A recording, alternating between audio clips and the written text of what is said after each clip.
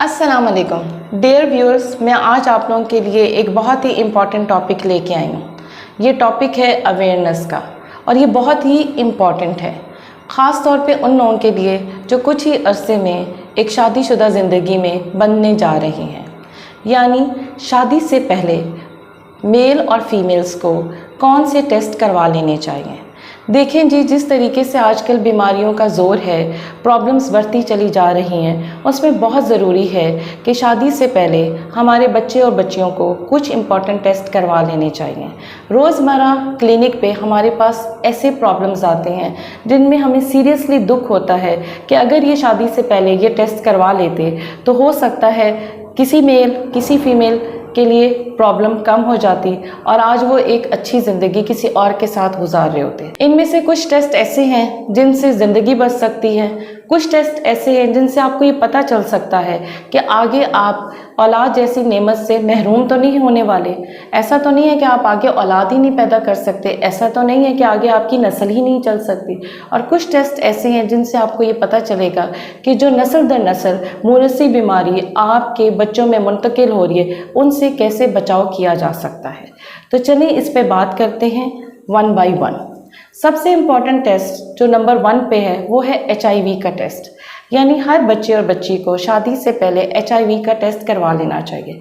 HIV test एक ऐसा virus है जो बहुत ही तेज़ी से फैलता है। ज़रूरी नहीं है कि सेक्सुअल ट्रांसमिटेड हो, किसी भी तरीके से ब्लड ट्रांसफ्यूजन या कट के थ्रू भी ये जा सकता है।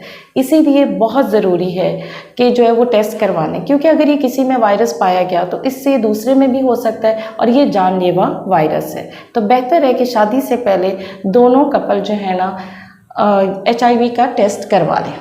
नंबर 2 वेरी इंपॉर्टेंट, इनफर्टिलिटी, बांझपन, जो कि मर्द में भी हो सकती है और औरत में भी हो सकती है। इसीलिए बेहतर है कि शादी से पहले फीमेल्स अपना डिटेल चेकअप करवाने, जिसमें पेल्विक अल्ट्रासाउंड है। यानी उन्हें पता चल जाएगा कि उनके अंडेदानी में अंडे सही बन रहे हैं, बच्चेदानी में कोई ऐसी प्रॉब्लम तो नहीं है जैसे कि फाइब्रॉइड हो गया या कोई और प्रॉब्लम हो गई। दूसरी बात है उनकी मेंस्ट्रुअल इरेगुलरिटीज़, उसमें तो कोई ऐसा प्रॉब्लम नहीं है। कुछ टेस्ट खून के होते हैं जिन्हें हार्मोनल टेस्ट कहते हैं, वो करवा लेने चाहिए ताकि पता चल जाए कि वो किस चीज़ से दुश्वार हैं और आगे जाके शादी के बाद उनके लिए क्या प्रॉब्लम्स हो सकती हैं और क्या नहीं हो सकती। नेक्स्ट आ जाता है मर्दों के लिए, यानी मेल इनफर्टिलिटी। उसमें बहुत इंपॉर्टेंट है जो कि एक ही टेस्ट है, वो है सीमेन एनालिसिस का टेस्ट। हमारे जो मर्द हजरात हैं वो क्या करते हैं कि जब भी शादी के बाद बांझपन और इस तरीके से होता है कि कई साल गुजर जाते हैं और औलाद नहीं हो रही होती, तो फीमेल का ही टेस्ट हो रहा होता है, फीमेल का ही इलाज हो रहा होता है। वो अपना टेस्ट करवाना जो है ना गलत समझते हैं। वो ये समझते हैं मैं तो मर्द हूँ, मैं कैसे गलत हो सकता हूँ। प्लीज़ ऐसा ना करें, ठीक है। सीमेन एनालिसिस करवा लें, क्योंकि सीमेन एनालिसिस में हमें पता चलेगा कि स्पर्म बन भी रहे हैं कि नहीं, या उनकी क्वालिटी कैसी है, हेड है कि नहीं है, टेल है कि नहीं है, उनकी मोटिलिटी कैसी है, मूवमेंट तो स्लो नहीं है, ताकि वो पहले से ही अपना इलाज कर सके या उसको एटलीस्ट पता हो कि मैं किस लेवल पे हूँ और मेरे अंदर क्या प्रॉब्लम है। अगर ये चीज़ हमें शादी से पहले पता चल सके तो फिर जो है ना होता ये कि कपल फिर एक बहुत अच्छे तरीके से बेहतर ज़िंदगी गुजार सकता है और उसको आइडिया होता है कि मैं औलाद जैसी नेमत से महरूम तो नहीं रहने वाला और क्या प्रॉब्लम हो सकती है और कैसे इसको हल करना है। इसीलिए बहुत ज़रूरी है कि इनफर्टिलिटी से रिलेटेड जो है ना ये टेस्ट हो जाने चाहिए।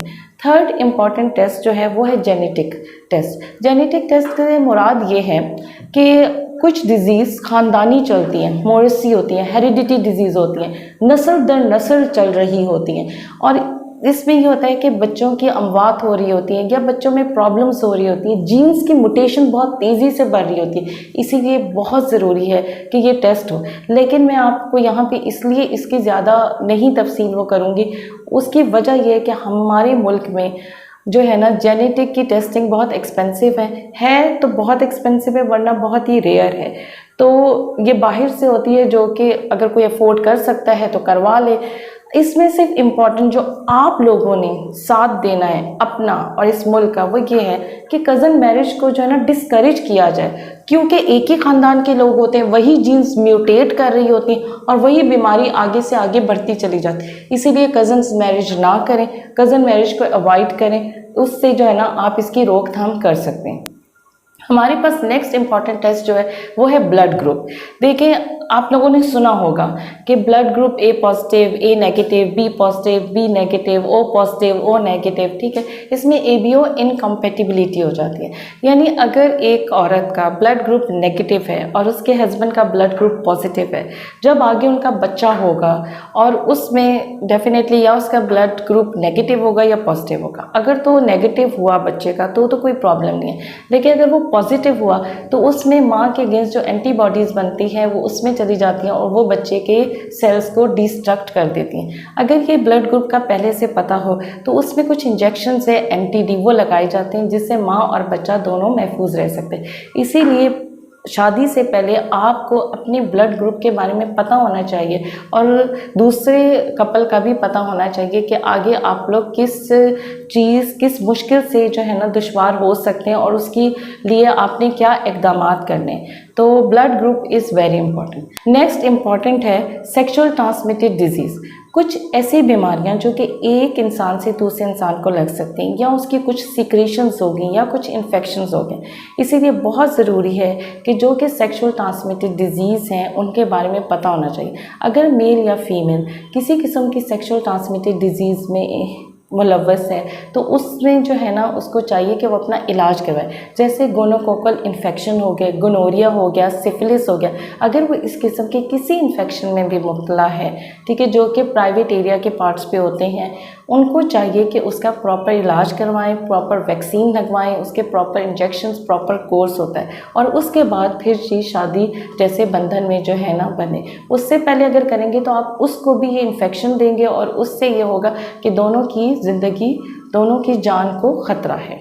नेक्स्ट इंपॉर्टेंट है ब्लीडिंग डिसऑर्डर्स, यानी हेमोफीलिया और थैलेसीमिया। हेमोफीलिया का मतलब ये है कि बच्चे के अंदर खून की जो जमने की सलाहियत है वो बिल्कुल नहीं है। अगर कट लग जाता है तो खून बहता ही चला जाता है, जिससे बच्चे की जान भी जा सकती है। इसीलिए बहुत ज़रूरी है कि कपल जो है ना शादी से पहले जो है ना अपने ये टेस्ट करवा लें जिसमें उन्हें पता चल सके कि उनके अंदर हेमोफीलिया का एक्स फैक्टर तो नहीं है, थैलेसीमिया माइनर है, थैलेसीमिया मेजर तो नहीं है। क्योंकि अगर किसी एक में माइनर और दूसरे में मेजर होगा तो ये बन के बच्चे के अंदर जो ट्रांसफ़र होगा वो थैलेसीमिया मेजर की शक्ल इख्तियार कर सकता है। थैलेसीमिया मेजर क्या है? तो आपने ये सुना होगा कि आजकल बहुत ही न्यूज़ में हर जगह ये कंपेन चल रही है कि बच्चों को, थैलेसीमिया के बच्चों को खून का अतिया दें। इसमें ये होता है कि मुसलसल कुछ वक्फे से बच्चों को खून की ज़रूरत होती है और जी ब्लड लग रहा होता है। ये पेरेंट्स के लिए भी एक आजमाइश है और बच्चे के लिए भी बहुत ही पेनफुल कंडीशन है। इसमें बच्चे को बार बार ब्लड लग रहा होता है और उसकी वजह से ढेर सारे इन्फेक्शंस हो जाते हैं। हेपेटाइटिस बी हो सकता है, सी हो सकता है, इस तरह बहुत सारी प्रॉब्लम्स हो सकती हैं।